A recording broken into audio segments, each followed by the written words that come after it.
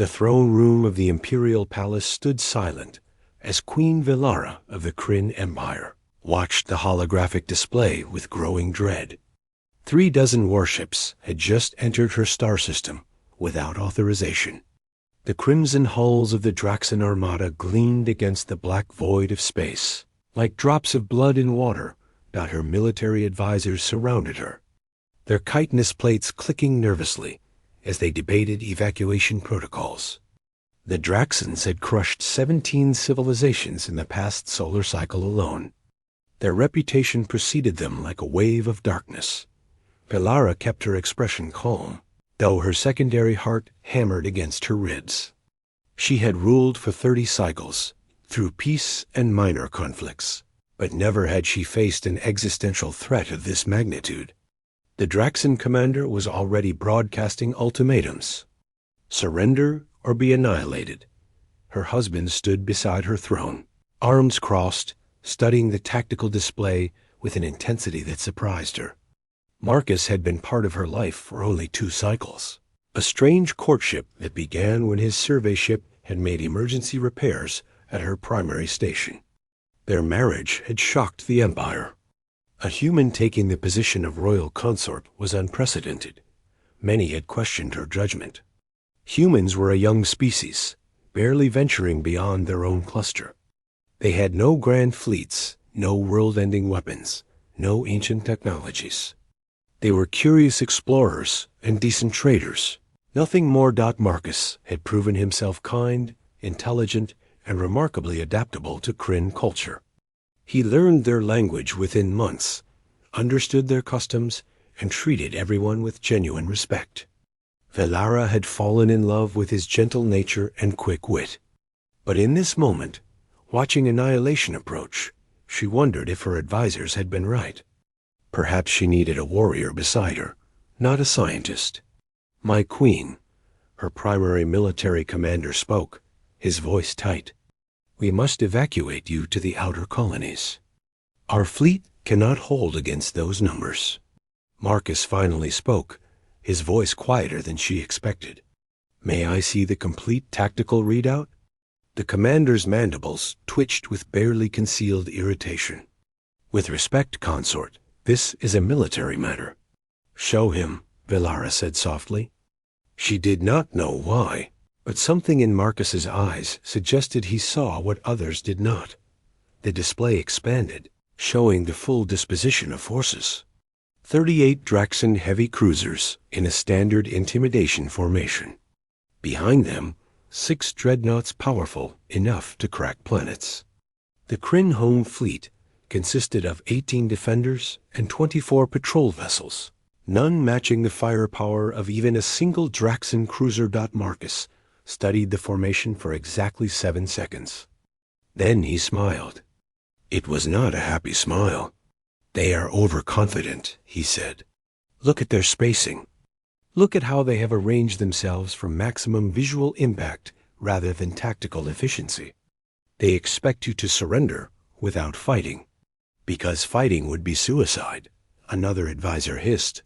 Marcus looked at Velara, and she saw something in his expression she had never witnessed before. His gentle demeanor had not vanished, but beneath it lay something cold and calculating. "My love," he said carefully, "I need to tell you something about humanity. Something our diplomatic corps does not advertise." The room fell silent. "We are not a warrior species by choice," Marcus continued. "We did not expand into space seeking conquest or glory. We came looking for friends, for knowledge, for connection." He paused. "But we came from a world that tried very hard to kill us for 3 million years. We evolved solving problems that would break most species. We learned to fight things bigger, stronger, and more numerous than ourselves. We learned to win when winning seemed impossible." Velara felt her spines rise involuntarily. This was not the man she knew. "Earth has 1.3 billion humans," Marcus said. "Do you know how many of us served in our military forces at some point? 1 in 7. Do you know what we do for entertainment? We simulate combat. We tell stories about war. We study every conflict in our history, learning from thousands of years of killing each other. His voice remained level, almost detached. We are very, very good at violence. We just choose not to lead with it. The military commander's posture shifted. You claim you can defeat that fleet? No, Marcus said. I claim I can destroy it completely. Velara stood from her throne. Marcus, I do not understand. He turned to her, and his expression softened for just a moment. I am sorry I never explained this properly. The human survey ships that explore this region, they are not purely civilian vessels. Every single one carries weapon systems we designed after studying every conflict we could find in the galactic database. We saw what worked, what did not, and we built accordingly.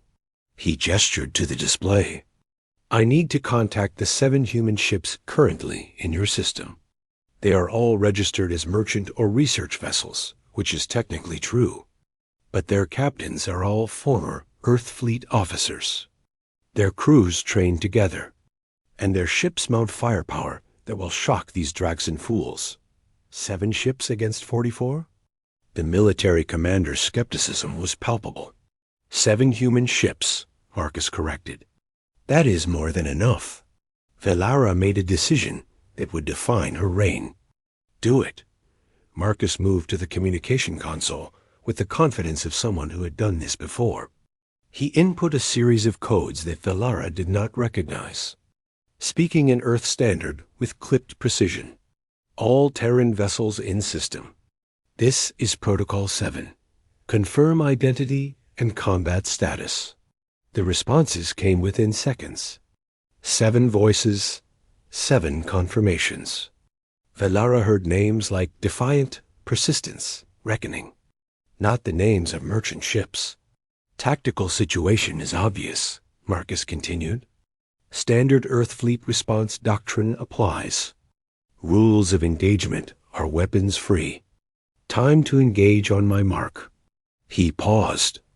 Let us remind the galaxy why humanity survived the journey from the caves. On the display, 7 dots that had appeared to be scattered civilian traffic suddenly changed course with acceleration that should have been impossible for their registered vessel classes. They moved like predators who had just spotted prey. The Draxan commander broadcast again, amused now. The human pets come to defend their masters? Surrender, little ones, and we will kill you quickly. Marcus pressed the communication channel. Draxan vessels, this is Marcus Cole, royal consort of the Kryn Empire and captain of the Earth Federation ship Wanderer. You have entered this system with hostile intent. You have threatened genocide. You have one opportunity to withdraw immediately. The Draxan commander laughed. Bold words from a species we had never heard of until recently. What will you do with your 7 tiny ships? I am going to teach you why humanity does not negotiate with bullies. Marcus replied, what happened next would be analyzed by military strategists for generations. The human ships did not charge forward in a heroic attack. They split into 3 groups with mathematical precision, moving through vectors that exploited gaps in the Draxan formation that Velara had not even noticed existed. They accelerated to speeds that violated every assumption about their vessel capabilities. The first Draxan cruiser to fire found its heavy, plasma cannons striking nothing but empty space. The human ships danced between the shots with impossible grace. Then they returned fire. Velara had seen many weapons in her life. Plasma cannons, particle beams, kinetic accelerators, antimatter torpedoes. The arsenals of a dozen species. She had never seen anything like human. Railguns. The projectiles moved at a significant fraction of light speed, too fast for Draxan targeting systems to track. Each round carried the kinetic energy of a small fusion weapon. The first 3 Draxan cruisers simply disintegrated, their shields overwhelmed before they could even reinforce. The Draxan formation collapsed into chaos. They had expected terror and surrender, not a counterattack of devastating precision. The human ships moved like they shared a single mind. They covered each other's approaches, exploited every moment of enemy confusion, and pressed their advantage with ruthless efficiency. 2 ships would draw fire, while a third maneuvered for a kill shot. They used the debris of destroyed vessels as cover. They targeted command ships first, and ships with the heaviest weapons, prioritizing threats with cold calculation. Marcus stood at the communication console, coordinating the battle with a calmness that seemed inhuman. He spoke in short, efficient bursts, calling out targets and tactical adjustments. The 7 captains responded instantly, executing maneuvers that must have required years of training together. A Draxan dreadnought managed to land a direct hit on one of the human ships. Velara gasped as the vessel's shields flared white. They held. The damaged ship rolled away, while its companions immediately moved to cover its retreat, then struck back at the dreadnought with focused fire that cracked its armor and vented atmosphere into space. 12 minutes after the engagement began, 20 Draxan vessels were destroyed or disabled. The remainder broke formation and attempted to flee. Marcus's voice cut through the command channel. All vessels pursue. No survivors who resist. Offer quarter to those who surrender. The battle became a hunt. The human ships ran down the fleeing Draxans like wolves pursuing wounded prey. Some Draxan captains chose to surrender, powering down weapons and shields. Those vessels were left intact, surrounded but unharmed. Those who continued fighting were eliminated with the same clinical precision that had characterized the entire engagement. 20-8 minutes after it began, the battle ended. 44 Draxan vessels had entered the system. 16 remained, all surrendered. 28 were destroyed or disabled beyond recovery. Not a single human ship was lost, though 2 required repairs. The throne room remained absolutely silent. Marcus turned from the console and walked back to Velara. The cold calculation had vanished from his eyes, replaced by concern. "Are you all right?" She stared at him. This man who played with their children, who studied Kryn poetry, who had cried at their bonding ceremony. This man who had just orchestrated the destruction of an armada with the casualness of someone organizing a dinner party. "Who are you?" She whispered. He took her hand gently. "I am exactly who I have always been. I am Marcus, your husband, who loves you more than anything in this universe." He paused. "But I am also a human. We contain multitudes. We can be gentle and brutal, curious and cautious, peaceful and devastating. We choose peace because we understand the cost of war better than most species ever will." Velara looked at the tactical display, at the debris field that had been an unstoppable armada, at the 7 human ships now forming a defensive perimeter around her world. "Your people," she said slowly. "The galaxy thinks you are merchants and explorers." "We are," Marcus said. "That is what we prefer to be. But we learned long ago to prepare for the worst while hoping for the best. Every human ship that leaves Earth carries the capability to defend itself and its allies. We do not seek war, but we will end it if forced." One of her advisors found his voice. "The Draxans will seek revenge. They will bring everything they have." Marcus shook his head. "No, they will see what happened here. They will realize that humanity destroyed their best assault fleet with 7 ships.